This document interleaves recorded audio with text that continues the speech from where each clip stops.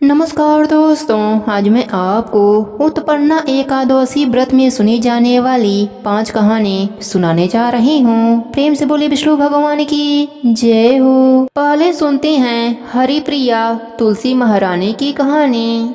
भगवती तुलसी मूल प्रकृति के प्रधान अंश हैं। प्रारंभ में वे गोलोक में तुलसी नाम की गोपी थीं। भगवान के चरणों में उनका अतिशय प्रेम था। रासलीला में उनकी श्री कृष्ण के प्रति अनुरक्ति देखकर राधा जी ने कुपित होकर उन्हें मानव योनि में जन्म लेने का श्राप दे दिया। इससे वे भारतवर्ष में राजा धर्मध्वज की पुत्री हुईं। गोलोक में सुदामा नाम का एक गोप था। भगवान श्री कृष्ण का मुख्य पार्षद था। उसे भी किसी कारण से क्रोधित होकर राधा जी ने दानव योनि में जन्म लेने का श्राप दे दिया। उनके श्राप से अगले जन्म में वह सुदामा शंखचूड़ दानव बना। ब्रह्मा जी की प्रेरणा से भगवती तुलसी का शंखचूड़ दानव से गंधर्व विवाह संपन्न हुआ। ब्रह्मा जी का वरदान प्राप्त कर उस दानव राज ने अपने पराक्रम द्वारा देवताओं को स्वर्गलोक से निष्कासित कर उस पर अपना अधिकार जमा लिया। देवगण एकत्र होकर भगवान विष्णु जी के शरण में गए। भगवान विष्णु जी ने देवताओं को शंखचूड़ के जन्म एवं वरदान आदि की सब कथा सुनाई तथा उसके मृत्यु का उपाय बताते हुए उसे मारने के लिए भगवान शंकर को एक त्रिशूल प्रदान किया तथा यह भी बताया कि तुलसी का सतीत्व नष्ट होने पर ही उसकी मृत्यु संभव हो सकेगी। इसका भी आश्वासन भगवान विष्णु ने देवताओं को दिया। अपने कहे अनुसार भगवान श्री विष्णु ने छल पूर्वक तुलसी का सतीत्व नष्ट कर दिया। उधर भगवान शंकर ने त्रिशूल द्वारा शंखचूड़ का वध कर डाला। पतिव्रता तुलसी को भगवान के द्वारा छल पूर्वक अपना सतीत्व नष्ट करने की जानकारी हुई तो अत्यंत शोक होकर उसने भगवान को पाषाण होने का श्राप दे दिया। तुलसी की करुणिक अवस्था देखकर उसे समझाते हुए भगवान ने कहा, हे भद्रे, तुमने मेरे लिए बहुत समय तक तपस्या की थी। साथ ही इस शंखचूड़ ने भी तुम्हारे लिए दीर्घ समय तक तपस्या किया था। तुम्हें पत्नी रूप में प्राप्त करने के बाद अंत में वह गोलोक चला गया। अब मैं तुम्हें तुम्हारी तपस्या का फल प्रदान करना उचित समझता हूँ। तुम्हारा यह शरीर गंडकी नदी के रूप में प्रसिद्ध होगा। तुम्हारा केश समूह पूर्ण वृक्ष के रूप में प्रकट होगा जो तुलसी नाम से प्रसिद्ध होगा। देव पूजन में प्रयुक्त होने वाले समस्त पुष्पों और पत्तों में तुलसी की प्रधानता होगी। सभी लोकों में निरंतर तुम मेरे सानिध्य में रहोगी। मैं भी तुम्हारे श्राप से पाषाण बनकर गंडकी नदी के तट पर निवास करूंगा। चारों वेदों को पढ़ने तथा तपस्या करने से जो पुण्य प्राप्त होगा वह पुण्य शालिग्राम शिला के पूजन से सुलभ हो जाएगा। उसी समय तुलसी के शरीर से गंडकी नदी उत्पन्न हुई और भगवान श्री हरि उसी के तट पर मनुष्यों के लिए पुण्य फल देने वाले शालिग्राम बन गए। ब्रह्मा जी कहते हैं कि यदि तुलसी के आधे पत्ते से भी प्रतिदिन भक्ति पूर्वक भगवान की पूजा की जाए तो भी वे स्वयं आकर दर्शन देते हैं। अपनी लगाई हुई तुलसी जितना ही अपने मूल का विस्तार करती हैं, उतने ही सहस्त्र युगों तक मनुष्य ब्रह्मलोक में प्रतिष्ठित रहता है। यदि कोई तुलसी को संयुक्त जल से स्नान कराता है तो वह सब पापों से मुक्त हो भगवान विष्णु जी के लोक में आनंद का अनुभव करता है। जो व्यक्ति तुलसी का संग्रह करता रहता है और लगातार तुलसी वन तैयार करता रहता है वह उतने ही पाप मुक्त हो ब्रह्म भाव को प्राप्त होता है। जिसके घर में तुलसी का बगीचा विद्यमान है उसका वह घर तीर्थ के समान है। वहाँ यमराज के दूत नहीं जाते। तुलसी वन सब पापों को नष्ट करने वाला पुण्यमय कामनाओं को देने वाला है। जो श्रेष्ठ मानव तुलसी का बगीचा लगाते हैं वे यमराज को नहीं देखते। जो मनुष्य तुलसी माला धारण करते हैं पाप उनके शरीर का स्पर्श नहीं करता। जहाँ तुलसी वन की छाया होती है वहीं पितरों की तृप्ति के लिए श्राद्ध करना चाहिए। जो प्रतिदिन आदर पूर्वक तुलसी जी की महिमा सुनता है वह सब पापों से मुक्त हो अंत में विष्णु लोक को जाता है। प्रेम से बोली तुलसी माता की जय हो। अब सुनते हैं उत्पन्ना एकादशी व्रत की कथा। सतयुग में एक बार मूर नामक देव ने देवताओं पर विजय प्राप्त कर इंद्र को अपदस्थ कर दिया। देवता भगवान शंकर के शरण में पहुँचे। भगवान शंकर ने देवताओं को विष्णु भगवान के पास भेज दिया। विष्णु जी ने देवताओं को परास्त कर दिया, परंतु मूर भाग गया। विष्णु जी ने मूर को भागता देखकर लड़ना छोड़ दिया और बद्रिकाश्रम की गुफा में आराम करने के लिए चले गए। मूर वहां पहुंचकर विष्णु जी को मारना चाहा। तत्काल विष्णु जी के शरीर से एक कन्या का जन्म हुआ, जिसने मूर का वध कर दिया। उस कन्या ने भगवान विष्णु जी को बताया, मैं आपके अंश से उत्पन्न शक्ति हूँ। विष्णु जी ने प्रसन्न होकर उस कन्या को आशीर्वाद दिया कि तुम संसार में माया जाल में उलझे तथा मोह के कारण मुझसे विमुख प्राणियों को मुझ तक लाने में सक्षम होगी। तुम्हारी आराधना करने वाले प्राणी आजीवन सुखी रहेंगे। यही कन्या एकादशी कहलाई। वर्ष की 24 एकादशियों में यही एकादशी ऐसी है जिसका महात्म्य अपूर्व है। प्रेम से बोलिए एकादशी माता की जय हो, विष्णु भगवान की जय हो। अब सुनते हैं व्रत को पूर्ण करने वाले गणेश भगवान की कहानी। प्रेम से बोलिए गणेश भगवान की जय हो। बहुत समय पहले की बात है। एक गांव में एक बुढ़िया माई अपने परिवार के साथ रहती थीं। बुढ़िया माई विष्णु भगवान की परम भक्त थीं। वह हमेशा दोनों पक्षों की एकादशियों का व्रत करती और कथा सुनती थीं। उन्होंने कभी भी व्रत में गणेश भगवान की कथा न कही न सुनी। इस कारण से उनका व्रत अधूरा रह गया। पर बुढ़िया माई को इस बात का पता नहीं था। उनको लगता था कि वह तो पूरा व्रत कर रही हैं और उनके व्रत के पुण्य से उनको वैकुंठ लोक की प्राप्ति जरूर होगी। देखते ही देखते बुढ़िया माई की मृत्यु हो गई। उन्हें लेने यमलोक के दूत आए। वह देखकर घबरा गईं और बोली, मैंने जीवन भर विष्णु भगवान की भक्ति श्रद्धा भाव से किया, एकादशियों का व्रत किया, एकादशी व्रत की कथा सुनी। मुझे तो लेने वैकुंठ लोक का विमान आएगा। मैं आपके साथ नहीं चलूंगी। इतना कहकर बुढ़िया माई रोने लगी और विष्णु भगवान को पुकारने लगी। विष्णु भगवान गरुड़ पर सवार होकर बुढ़िया माई के पास आए और बोले, बुढ़िया माई, तूने तो पूरी श्रद्धा से व्रत किया, पर तुमने व्रत में कभी भी गणेश भगवान की कथा न कही न सुनी। इसी कारण से तेरा व्रत अधूरा है। बुढ़िया माई विष्णु भगवान से जीवन दान मांगने लगी ताकि वह एकादशियों का व्रत करके उसका पूरा पुण्य प्राप्त कर सके। इस प्रकार बुढ़िया माई को विष्णु भगवान ने 2 साल के लिए फिर जीवित कर दिया। अब बुढ़िया माई जीवित होते ही गणेश भगवान का नित्य नियम करना चालू कर दिया। एकादशी व्रत करती तो एकादशी व्रत की कथा सुनती और अंत में गणेश भगवान की कथा सुनने लगी। इस प्रकार से 2 साल में 4 एकादश बुढ़िया माई ने पूरा कर लिया। गणेश भगवान की कृपा से एकादशी व्रत का पूरा पुण्य बुढ़िया माई को प्राप्त हुआ। बुढ़िया माई की तपस्या से गणेश भगवान प्रसन्न हुए और बुढ़िया माई के सामने प्रकट होकर बोले, बुढ़िया माई, तुमने मेरे नित्य नियम के साथ ही व्रत में श्रद्धा पूर्वक कथा सुनी है, इसलिए मैं तुम पर अत्यंत प्रसन्न हूँ।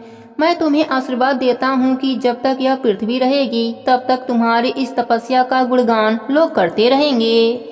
साथ ही एकादशी व्रत में तुम्हारी भक्ति की इस कथा को जो भी मनुष्य प्रेम पूर्वक सुनेगा उसको व्रत का संपूर्ण फल प्राप्त होगा। गणेश भगवान बुढ़िया माई पर प्रसन्न होकर बुढ़िया माई का घर अन्य धन से भर दिया। साथ ही रिद्धि सिद्धि का वास करके अंतर ध्यान हो गए। 2 साल बीतने पर बुढ़िया माई की मृत्यु हुई। इस बार उन्हें लेने वैकुंठ लोक का विमान आया। बुढ़िया माई को पूरे मान सम्मान के साथ वैकुंठ लोक ले जाया गया। इस प्रकार गणेश भगवान की कृपा से बुढ़िया माई का घर अन्य धन से भर गया और मरने के बाद वैकुंठ लोक का सुख मिला। हे गणेश जी महाराज, जैसे आपने बुढ़िया माई पर प्रसन्न हुए, बुढ़िया माई के व्रत को पूर्ण किया, उसके घर को अन्य धन से भर दिया, वैसे ही एकादशी व्रत करने वालों को भी पूरा फल देकर उनका घर अन्य धन से भर देना। कहानी अधूरी हो तो पूरी करना, पूरी हो तो मान रखना। प्रेम से बोलिए गणेश भगवान की जय हो, विष्णु भगवान की जय हो, एकादश माता की जय हो। अब सुनते हैं एकादश माता की कहानी। प्रेम से बोलिए एकादश माता की जय हो। एक बार एक बुढ़िया माई ने एकादश का व्रत रखा। बड़े ही भक्ति भाव से पूजा अर्चना करी। उन्हें वृद्धा अवस्था में क्या बाधा थी, वह तो अपने पुत्र पौत्रों की सुख सुविधा के लिए व्रत रखा था। वह दिन भर तो मन को कठोर करके अपनी प्यास को रोके रहीं और दिन में ब्राह्मणों को मिट्टी के पात्र में भरकर पानी और ऋतु फल दान दिया। दोना भर के चीनी और दही वितरण किया। उन्हें गर्मी के कारण बहुत बेचैनी हो रही थी। इस कारण वह बहुत देर तक पानी में पड़ी रहीं, मुंह धोती रहीं। तब कहीं थोड़ा बहुत धैर्य बंध पाया। धूप तो तेज पड़ ही रही थी, इस कारण बार बार मुख सूख रहा था। बहुत बेचैनी हो रही थी। एक तो बुढ़ापा और दूसरा यह भयंकर गर्मी। वृद्धा अवस्था में स्थिति तो कुछ दूसरे ही प्रकार की होती है। जैसे तैसे हाथ पैर धोकर के दिन कट पाया। अब पहाड़ सी रात सामने थी। उनका कटना बड़ा ही कठिन दिखाई दे रहा था। खटिया पर पड़े पड़े शांति नहीं मिल रही थी। वे बार बार करवट बदल रही थीं। अनेक बार वह बाहर जाती और भीतर आती। उन्हें घर के अंदर शांति नहीं मिल रही थी। वे खटिया पर पड़ी पड़ी 11 माता का स्मरण करती रहीं। वे कहती रहीं, हे माता, आप मेरी लाज रखना। आप मुझे शक्ति देना जिससे मैं यह व्रत पूर्ण कर सकूं और यह पहाड़ सी रात शांति पूर्वक व्यतीत हो सके। प्यास के कारण बुढ़िया माई की बेचैनी बढ़ती ही जा रही थी। उन्होंने धैर्य रखने का बहुत प्रयास किया, किंतु सहनशीलता की सीमा टूट गई और वह घबराकर एकदम चिल्ला उठी। बोली कि बचाओ बचाओ। अम्मा का चिल्लाना सुनकर परिवार भर के नर नारी, बच्चे, अड़ोसी पड़ोसी एकत्रित होकर बुढ़िया अम्मा के खटिया के समीप पहुंच गए। सबने पूछा कि अम्मा, आपको क्या हुआ? आप क्यों चिल्ला रही हैं? आप इस वृद्ध अवस्था में यह कठिन व्रत क्यों करती हैं? अम्मा जी, शक्ति से ही भक्ति होती है। थोड़ी देर में वह फिर बोली, मेरे प्राण निकल रहे हैं, मेरे छाती पर ठंडे पानी का घड़ा रख दो। अब नातियों ने दादी के छाती पर ठंडे पानी का पात्र रख दिया। तब उन्हें थोड़ा बहुत आराम मिला और थोड़ी देर के लिए उन्होंने अपनी आंखें बंद कर लिया। 11 माता ने सोचा, यह बुढ़िया अम्मा बहुत ही कठोर हैं, जरा जाकर उनकी परीक्षा लेनी चाहिए। वे आधी रात को मुर्गा बनकर टेर लगाने लगीं। मुर्गा की आवाज़ सुनकर दादी जल्दी से उठी और बाहर जाकर आसमान की ओर देखा, किंतु आसमान में कहीं उन्हें प्रातःकालीन तारा नजर नहीं आया। वह सोचने लगीं, यह मुर्गा क्यों और कैसे बोल गया? उन्हें प्यास तो लग ही रही थी। थोड़ा बहुत उनका मन भी विचलित हो गया। अंत में उन्होंने दृढ़ निश्चय कर लिया कि मैं व्रत को पूर्ण करके ही छोड़ूंगी, चाहे भले ही मेरे प्राण क्यों न निकल जाए। यह सोचकर फिर खटिया पर शिथिल होकर लेट गईं। थोड़ी देर में 11 माता ने उनका फिर से परीक्षा लेनी चाहिए। एक छोटी सी बालिका एक गिलास में शरबत लेकर उनके सिरहाने आकर खड़ी हो गई और जोर से बोली, दादी जी, सवेरा हो गया है, आप हाथ मुंह धोकर शरबत पी लीजिए। पहले तो शरबत का गिलास देखकर उनका मन मचल उठा, किंतु अचानक व्रत का स्मरण हो आया और उन्होंने सोचा कि मैं किसी भी प्रकार से अभी शरबत नहीं पी सकती हूँ और वे शांतिपूर्वक अपनी खटिया पर लेट गईं। फिर थोड़ी देर में उन्हें ऐसा लगा जैसे किसी ने उन्हें पानी के कुएं में पलट दिया हो। वह बड़ी देर तक हाथ पैर चलाती रहीं, किंतु उन्होंने अपने मुंह में एक बूंद भी पानी जाने नहीं दिया। वे दृढ़ता पूर्वक अपना व्रत पालन करती रहीं। थोड़ी देर में न जाने कहां से सामने आग जलने लगी, जिससे भारी गर्मी बढ़ने लगी। प्यास के कारण प्राण निकलने लगे, किंतु बुढ़िया माई का कुछ भी नहीं बिगड़ पाया। वह जहां की तहां मुस्कुराती हुई बैठी रहीं। थोड़ी देर में बाहर प्रकाश दिखाई देने लगा। ऐसा लगा जैसे सवेरा हो गया हो। बुढ़िया अम्मा ने जब बाहर निकलकर देखा तो समझ गईं, अभी सवेरा होने में 3-4 घंटे की देरी है। यह जानकर भी वह शांतिपूर्वक इधर उधर घूमने लगीं। 11 माता यह बात अच्छी तरह से समझ गईं कि यह बुढ़िया किसी भी प्रकार से अपने व्रत से टस से मस नहीं हो सकती है। वे उनके सत्य व्रत को अच्छी तरह से समझ गई थीं। अब सवेरा होते ही बुढ़िया अम्मा ने स्नान किया, भगवान का पूजा पाठ किया, एकादशी व्रत की कथा सुनी, तुलसी माता की कथा सुनी, ब्राह्मणों को दक्षिणा देकर भोजन कराया। तब कहीं उन्होंने व्रत का पारणा करके जल ग्रहण किया। फिर अम्मा ने स्वयं भोजन किया। उस श्रेष्ठ व्रत के प्रभाव से बुढ़िया अम्मा की आयु में वृद्धि हो गई। उनका घर परिवार हरा भरा हो गया। अब उनको अभाव न रहा। वे हर तरह से सुख साधनों से संपन्न हो गईं। नाती नातिन से उनका घर भर गया। और वे उसी दिन से 12 महीनों की एकादशियों का व्रत करने लगीं। 11 माता के प्रभाव से वह इस संसार में हर प्रकार के सुख भोग कर अंत में बैकुंठ धाम को चली गईं। हे 11 माता, जैसी कृपा आपने बुढ़िया अम्मा पर करी वैसी ही कृपा अपने सभी भक्तों पर करना। सबके व्रत को पूर्ण करना। कहानी अधूरी हो तो पूरी करना, पूरी हो तो मान रखना। प्रेम से बोलिए 11 माता की जय हो, विष्णु भगवान की जय हो। अब सुनते हैं भगवान विष्णु को प्रसन्न करने वाली श्रीमद् भागवत गीता के 11वें अध्याय की कथा। प्रेम से बोलिए विष्णु भगवान की जय हो, कृष्ण भगवान की जय हो। भगवान श्री कृष्ण से अर्जुन ने प्रार्थना करते हुए कहा, हे भगवंत, आपने अपनी माया का जो गुप्त भेद मुझे बताया है, अध्यात्म का विवेचन किया है, उससे मेरा मोह और अज्ञान समाप्त हो गया है। हे प्रभु, सृष्टि में प्राणियों की उत्पत्ति, संहार और आपके नाश रहित स्वरूप की गुण कीर्ति आपके मुखराबिंद से सुनी है। हे कमल नयन, आप मुझे अपने विराट स्वरूप का दर्शन कराएं। आपके उस ज्ञानमय, ऐश्वर्ययुक्त, बलशाली तथा तेजस्वी स्वरूप का मैं दर्शनाभिलाषी हूँ। यदि ऐसे विराट स्वरूप का दर्शन करने में आप मुझे असमर्थ समझते हैं तो अपने अविनाशी आत्मस्वरूप का ही मुझे दर्शन कराइए।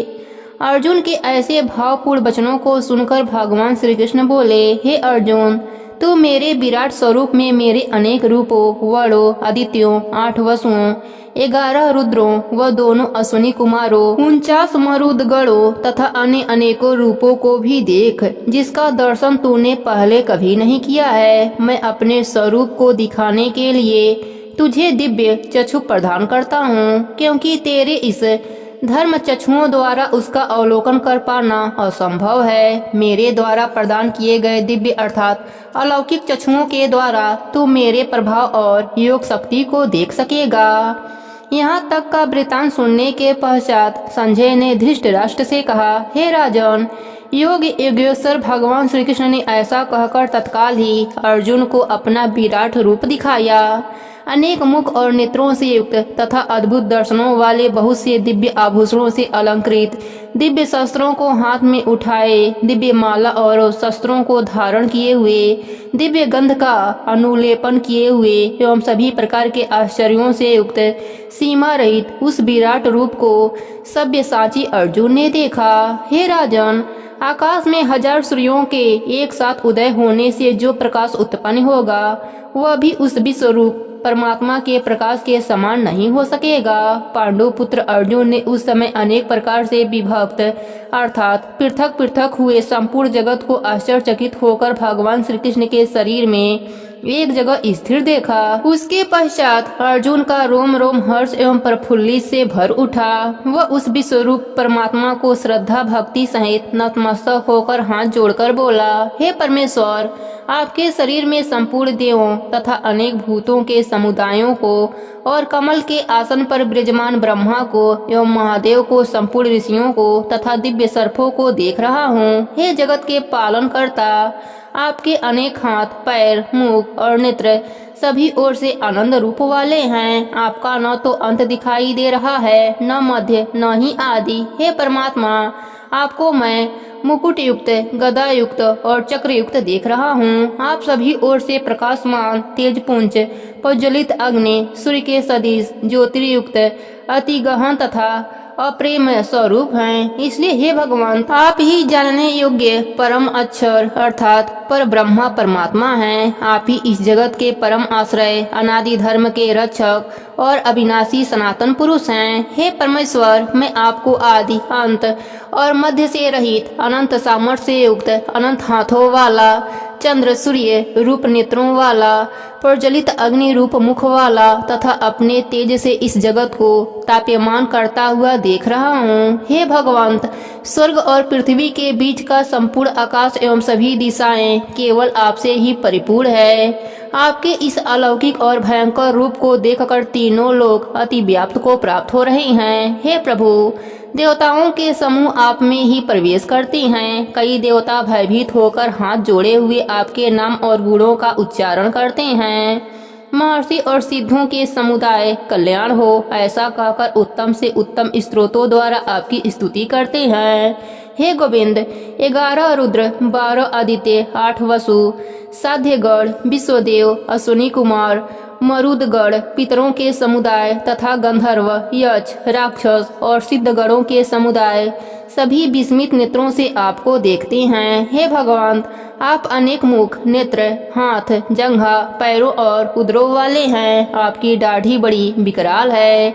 आपके इस भयावह रूप को देखकर सभी के साथ मैं भी भयभीत हो रहा हूँ, क्योंकि आपका यह रूप आकाश को छूता हुआ, अनेक रूपों वाला, विस्तृत मुख वाला तथा प्रज्वलित नेत्रों वाला है। आपके इस रूप को देखकर चित्त को किसी भी प्रकार से शांति प्राप्त नहीं हो रही है। भयानक दाढ़ों व प्रलय अग्नि सदृश प्रज्वलित मुख को देखकर मैं दिग्ध भ्रमित हो रहा हूँ। मुझे दिशा ज्ञान का बोध नहीं हो रहा है। हे गोविंद, आपके इस विराट रूप से मैं तृप्त हो गया हूँ, अतः अब आप शीघ्र ही प्रसन्न हो जाइए। हे प्रभु, आपके इस स्वरूप में मुझे धृतराष्ट्र के पुत्र और सहयोगी राजा आपके मुख में प्रविष्ट होता हुआ दिखाई दे रहे हैं। भीष्म पितामह, द्रोणाचार्य, कर्ण व हमारे पक्ष के अनेक प्रमुख योद्धागण भी आपके इस विराट रूप के मुख में समाते दिखाई पड़ रहे हैं। अनेक योद्धागण आपके दांतों के मध्य चूड़ावस्था में दिखाई दे रहे हैं। हे भगवान, अनेक वीर आपके मुख में इस प्रकार समाते दिखाई दे रहे हैं जिस तरह अनेक नदियां वेगवती धारा के साथ समुद्र में समा जाती हैं। जैसे पतंगे मोह के बस होकर नष्ट होने के लिए प्रज्वलित अग्नि में अति वेग से प्रवेश करती हैं, वैसे ही सब लोग अपने सर्वनाश के लिए आपके मुख में अति वेग युक्त होकर प्रवेश करते हुए दिखाई दे रहे हैं। हे परमेश्वर, आप उन संपूर्ण लोकों को प्रज्वलित मुखों द्वारा ग्रसन करते हुए सभी ओर से चाट कर रहे हैं। आपका उग्र प्रकाश संपूर्ण जगत को अपने तेज के द्वारा परिपूर्ण करके ताप्यमान करता है। हे प्रभु, कृपया मुझे बताइए कि आप उग्र रूप वाले कौन हैं। हे देवाधिदेव, आपको मेरा नमस्कार है। मैं आपको तत्व से जानना चाहता हूँ, क्योंकि आपकी प्रवृत्ति को मैं नहीं जानता।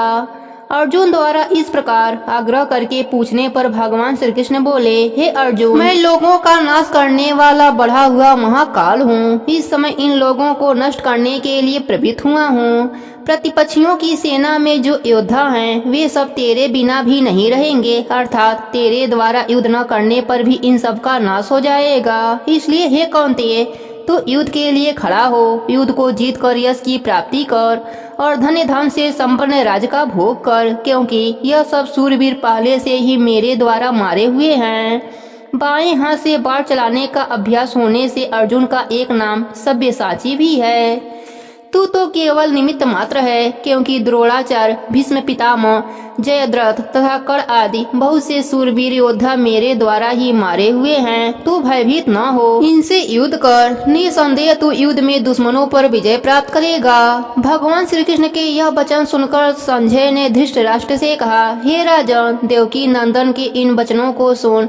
मुकुटधारी अर्जुन हाथ जोड़कर प्रणाम करके उनके प्रति गदगद वाणी से इस प्रकार बोला, हे भगवान, यह योग ही है जो आपके नाम और प्रभाव के कीर्तन से जगत अति आनंदमयी होता है तथा अनुराग को भी प्राप्त होता है। भयभीत हुए राक्षस लोग दिशाओं में भागते हैं और सिद्धि गणों के समुदाय नमस्कार करते हैं। जब आप ही आदि कारक हैं, तब देवता भी आपकी वंदना क्यों नहीं करेंगे। हे परम प्रभु, सत्य असत्य और इन दोनों से भी पृथक जो सच्चिदानंदन ब्रह्म है, वह आप ही तो कहलाने योग्य हैं। हे जगदीश्वर, आप ही आदिदेव, सदा विद्यमान रहने वाले सनातन पुरुष हैं। आप ही सृष्टि के अंतिम आश्रय, सृष्टि के भेद जानने वाले चिंतनीय और परम पद स्वरूप हैं। हे अंतर्यामी, यह सृष्टि आप ही से पूजित है। आप ही यम, वायु, वरुण, अग्नि, चंद्रमा एवं प्रजापति ब्रह्मा को उत्पन्न करने वाले हैं।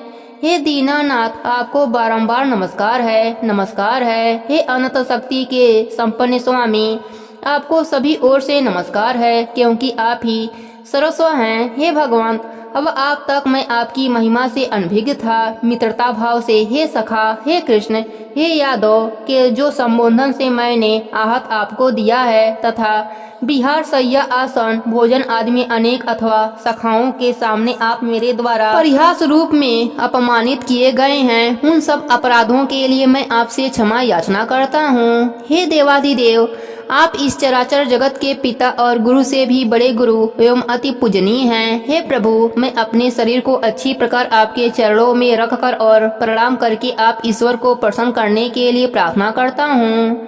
हे परमेश्वर, पिता जैसे पुत्र के, सखा जैसे सखा के और पति जैसे अपनी प्रिय स्त्री के अपराधों को क्षमा कर देता है, वैसे ही आप मेरे भी अपराध क्षमा कर दीजिए। हे गोविंद, मैंने आपका ऐसा विश्वरूप पहले कभी नहीं देखा था, इसलिए मुझे आश्चर्य हो रहा है। आपके इस रूप का दर्शन करके मन तो पुलकित हो उठा है, लेकिन मैं भयभीत हो रहा हूँ। अतः हे पुरुषोत्तम, आप प्रसन्न होकर मुझे अपने चतुर्भुज रूप का दर्शन कराएं। हे जगतपति, अब आप प्रसन्न हो जाइए। हे देवेश, मैं वैसे भी आपको मुकुट धारण किए हुए तथा गदा और चक्र हाथ में लिए हुए देखना चाहता हूँ। इसलिए हे सहस्त्रबाहो, आप मात्र एक बार अपने चतुर्भुज रूप का दर्शन देकर मुझे कृत करें। मैं आपसे करबद्ध प्रार्थना करता हूँ। इस पर भगवान श्री कृष्ण बोले, हे अर्जुन, मेरे जिस विराट रूप का तूने दर्शन किया है वह देवताओं को भी सहज सुलभ नहीं है। मेरे इस रूप का दर्शन पाने के लिए बड़े बड़े ऋषि मुनि एवं घोर तपस्वी भी अभिलाषित रहते हैं, लेकिन मैंने उन्हें कभी अपने इस रूप का दर्शन नहीं कराया। तू मेरा परम प्रिय है, अतः मैंने तुझे इस रूप के दर्शन कराए हैं। हे कुंती पुत्र अर्जुन, सृष्टि में जो प्राणी जप तप यज्ञ कर्म एवं दान आदि करते हैं, उन्हें भी इस रूप का दर्शन दुर्लभ है। मेरे इस विशाल रूप को देखकर तू व्यग्र न हो, अपने अंदर उत्पन्न भय को दूर कर। अब मैं तुझे अपने चतुर्भुज रूप का दर्शन कराता हूँ। रणभूमि पर अपनी दिव्य दृष्टि गड़ाए बैठा संजय धृतराष्ट्र से बोला, हे राजन, भगवान श्री कृष्ण अब अर्जुन को अपने चतुर्भुज रूप का दर्शन करा रहे हैं। श्री कृष्ण का वह चतुर्भुज रूप परम सौम्य है। चारों हाथों में क्रमशः शंख चक्र गदा पद्म व शीश पर किरीट विराजमान है। उनके अंग पर पीताम्बरी है तथा अंग क्रांति श्यामल है। हे राजन, भगवान श्री कृष्ण के रूप का दर्शन करते हुए अर्जुन बोला कि हे भगवान, आपके इस परम सौम्य रूप का दर्शन करके मुझे अपूर्व शांति की प्राप्ति हो रही है। अर्जुन के इन वचनों को सुनकर भगवान श्री कृष्ण बोले, हे अर्जुन, मेरा यह चतुर्भुज रूप भी देवताओं के लिए दुर्लभ है। देवता तथा ऋषिगण भी मेरे इस रूप का दर्शन करने के लिए तरसते हैं। मेरे इस रूप का दर्शन जप तप वेदा अध्याय दान तथा यज्ञ आदि कर्म करने से भी नहीं होता। हे धनंजय, मेरे इस रूप का दर्शन वही कर पाता है जो मुझे तत्व रूप से जान जाता है तथा एकांत भाव से मेरी भक्ति करते हुए मुझ में लीन रहता है। हे अर्जुन, जो प्राणी जप तप यज्ञ दान आदि कोई भी कर्म करता है वह मुझे ही समर्पित कर देता है। जो मेरे प्रति समर्पण की भावना रखता है, मेरे ही नाम गुण तत्व आदि का श्रवण करता है, ध्यान व आसक्ति रहित भाव से नित्य निरंतर मेरा ही होकर रहता है, सांसारिक वस्तुओं की मोह माया से दूर रहता है और जो किसी के साथ द्वेष भाव नहीं रखता, ऐसा ही भक्त मुझे प्राप्त होता है। यहीं पर 11वें अध्याय की कथा समाप्त होती है। प्रेम से बोलिए कृष्ण भगवान की जय हो। अब सुनते हैं 11वें अध्याय का महात्म्य। भगवान विष्णु ने कहा, हे लक्ष्मी, इस अध्याय के महात्म से संबंधित अनेक कथाएं हैं जिनमें मेरे विराट स्वरूप की झांकी प्रस्तुत की गई है। इस संदर्भ में मैं तुझे एक कथा सुनाता हूँ।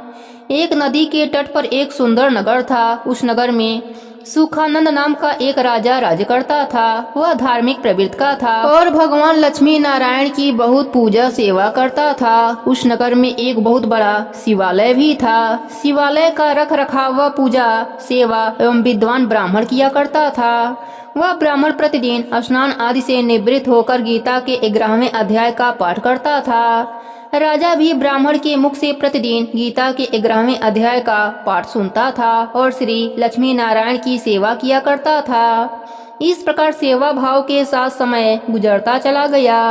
एक दिन राजा गीता का पाठ सुनकर अपने महल की ओर जा रहा था। तभी महल से कुछ दूरी पर उसे 2 परदेसी आते दिखाई दिए।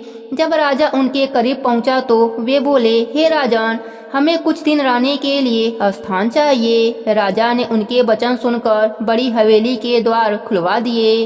रात को राजा ने उनके लिए भोजन की व्यवस्था करा दी। खा पी कर परदेसी बहुत खुश हुए और राजा को दुआएं देने लगे। प्रातःकाल राजा उनसे मिलने गया। राजा के साथ उसका पुत्र व कई मित्र भी थे। हवेली में आकर राजा ब्राह्मण परदेशी के साथ आए महंत से बात करने लगा तथा राजा का पुत्र खेलने के लिए हवेली से बाहर निकल गया। वहां से कुछ ही दूरी पर एक प्रेत रहता था। उस प्रेत ने राजा के पुत्र को मार दिया। नौकरों ने जब राजा के पुत्र को मृत पाया तो वे दौड़कर राजा के पास आए और उन्हें खबर दी, महाराज, कुंवर जी को प्रेत ने मार डाला है। राजा प्रभु भक्त था और नित्य कथा श्रवण किया करता था, लेकिन पुत्र मोह ने उसकी बुद्धि हर ली। वह दुखी मन से बोला, हे महंत जी, आपके दर्शनों का मुझे अच्छा फल मिला। एक पुत्र था, उसे भी प्रेत ने मार डाला। राजा को शोकाकुल देखकर ब्राह्मण ने कहा, हे राजन, धैर्य रखो, चलो देखते हैं कहाँ है तुम्हारा पुत्र। राजा के साथ ब्राह्मण और महंत आदि सभी उस स्थान पर आए जहाँ राजकुमार मरा पड़ा था। ब्राह्मण ने तेज स्वर में कहा, अरे प्रेत, इस लड़के पर अपनी कृपा दृष्टि डाल जिससे यह जीवित हो उठे। मैं तुझे गीता के 11वें अध्याय का पाठ श्रवण कराता हूँ, इससे तेरा कल्याण होगा।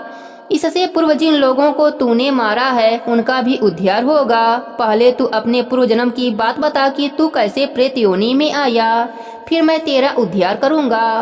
ब्राह्मण का बात सुनकर प्रेत बोला, मैं पूर्व जन्म में ब्राह्मण था, इस गांव के बाहर ही हल जोतता था। एक दिन एक निर्बल ब्राह्मण मेरे खेत में आकर गिर पड़ा। उसके शरीर के विभिन्न अंगों से खून निकल रहा था। एक चील उसका मांस नोचकर खाने लगी। मैं चुपचाप बैठा देखता रहा। मेरे मन में यह भावना भी नहीं आई कि उस निर्बल ब्राह्मण को चील से बचाऊं।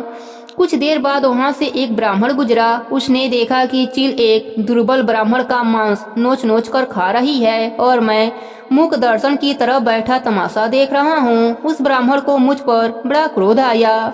वह चीखते हुए बोला, ओ हलधर किसान ब्राह्मण, तूने यज्ञोपवीत धारण कर रखा है, लेकिन कर्म तेरी किसी चंडाल से कम नहीं है। अरे ओ निर्दयी पापी ब्राह्मण, तेरे खेत में एक चील ब्राह्मण का मांस नोच नोच कर खा रही है और तू हट्ठा खट्ठा होकर भी इस दुर्बल ब्राह्मण को बचाने की कोई चेष्टा नहीं कर रहा है। क्या तू अंधा है? अरे नीच, तू तो पापी है, बहुत बड़ा पापी। वह तीनों अपकर्मी नरक में जाते हैं जो अपनी आंखों के सामने किसी को लूटता हुआ देखें वहां से भाग जाएं, जो रोगी का हाल पूछने न जाएं और जो किसी पर चढ़े भूत को उतारना जानते हो और न उतारें, जो सभी प्राणियों अथवा जीवों की सहायता और उन पर दया करता है, उसे अश्वमेध यज्ञ का फल प्राप्त होता है। हे ब्राह्मण, तू मेरे श्राप से प्रेत योनि में जाएगा।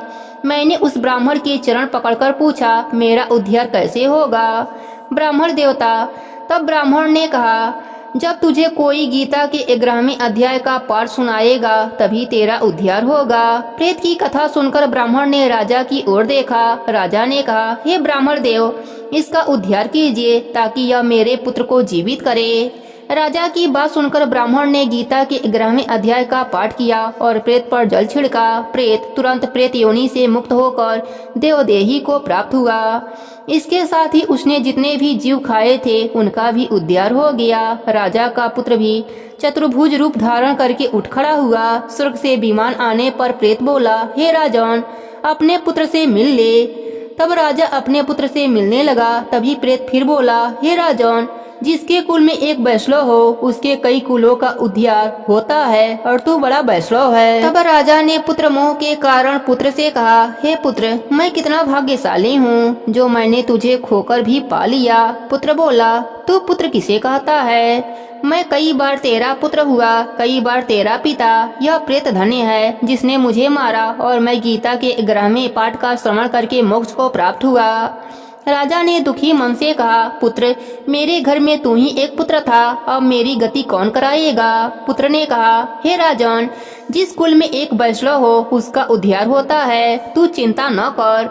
अब मैं नारायण के परायण हुआ हूँ। जब मैं नारायण के दर्शन करूँगा तब तेरे 21 कुलों का उद्धार होगा। यह कहकर राजा का पुत्र और देवदेही पाया प्रेत विमान पर सवार होकर बैकुंठ को चले गए। ब्राह्मण ने राजा को गीता के 11वें अध्याय का पाठ सुनाया और उससे कहा, मोह माया को त्याग कर गीता के 11वें अध्याय का पाठ करें तथा तुलसी में नित्य जल चढ़ाएं।